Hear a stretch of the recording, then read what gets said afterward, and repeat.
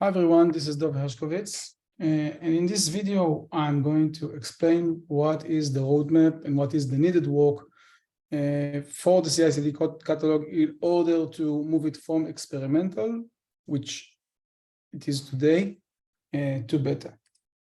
So the roadmap that I'm going to describe is actually available in the category direction underneath the one-year plan in this table. I'm not going to cover all the points because it's an extensive list. I want to just explain what is the work that we need to do probably until the end of the year. First thing first, what we've already completed, we've already delivered the input interpolation. Input interpolation is the way to pass parameters to a component. We've also released the component as experimental. And number three is something that we just released, we are about to release, which is the CI/CD component catalog, just the index page, which is what I've explained in the first recording that I've shared earlier today. So what is left for us to do in order for us to be able to move the CI/CD component catalog from experimental that it is today to beta? The first thing first, I actually want to start with number 5, is deliver the component catalog details page.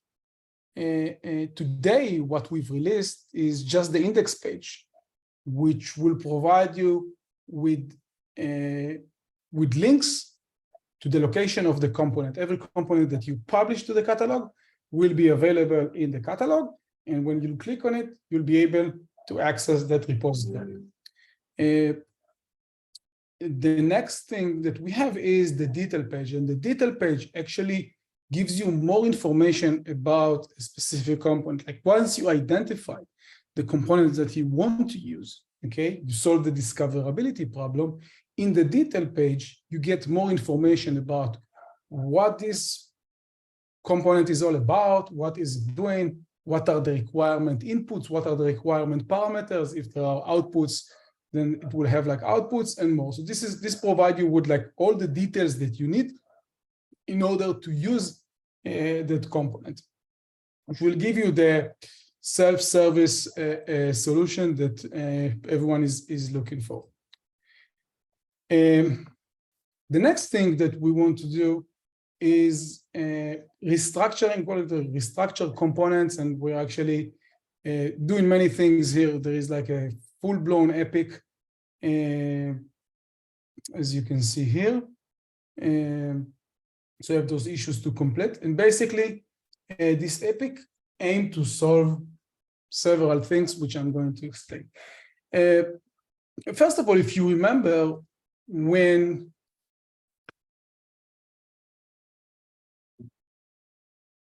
in my first recording, I've shown you a project that already consists out of a component.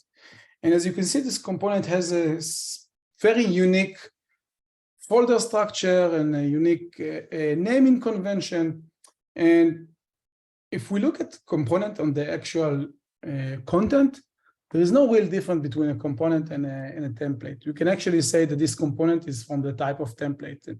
And I'm talking about a CI/CD template that we all know. So since there is no real difference in the actual component, just for the way to consume the component, there is no reason for a component to not look similar to a template.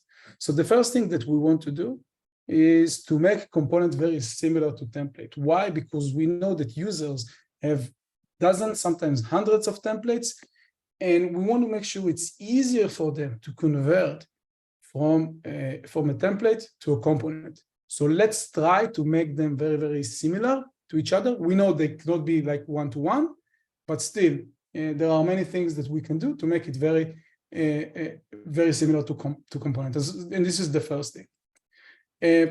The second problem that we want to do is today we highly rely on the author of a component to add the details.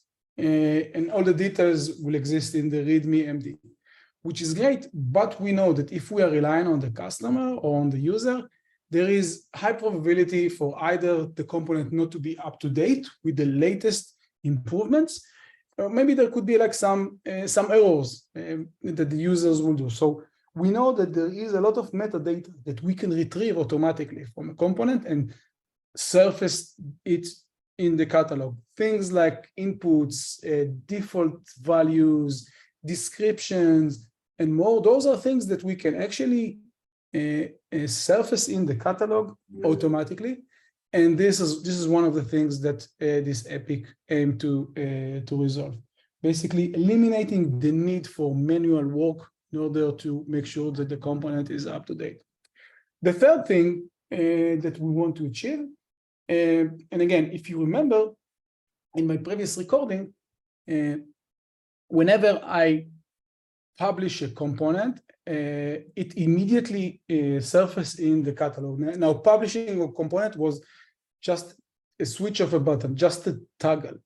And while it's very easy to do it, and it's feels like it has like a low barrier of entrance, still there is a problem here, because there are cases where I will have a component in my project, but I don't want that component to be surfaced in the catalog. I want to validate it, I want to test it, I want to make sure it works as expected, and only then I want to make sure it will appear in the catalog so other users could use it.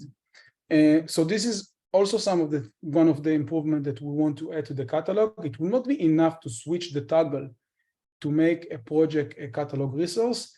Users will need to proactively release a component, and through the release of a component, they could also test and validate the component automatically, and only then the component will be surfaced in the catalog. So those are the three things that we want to add, or add the improvement that we want to add to the catalog. And this is what is listed in number 4.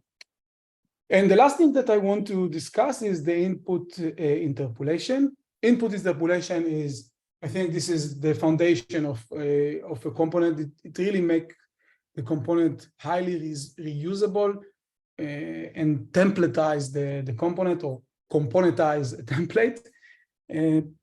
But basically, we still have a lot of work. Right now, the input only support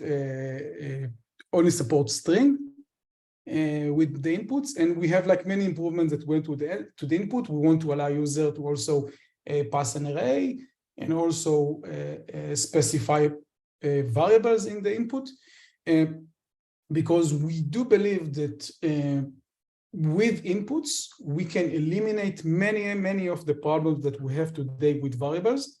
Variables is the common way for user to pass parameters to a template, while we believe that inputs should be the going forward path, because as I mentioned, it will eliminate many problems that we have today with variables. So we have a full-blown epic with different improvements that we want to add to inputs. Obviously, we won't do it we will not do it at once. We will incrementally add more and more capabilities around inputs. Yes, and I think this is more or less what I wanted to cover today in what next for the CI/CD catalog. If you have any additional questions or some things that are not clear, please let us know. Hope you find this useful. Thank you and bye-bye.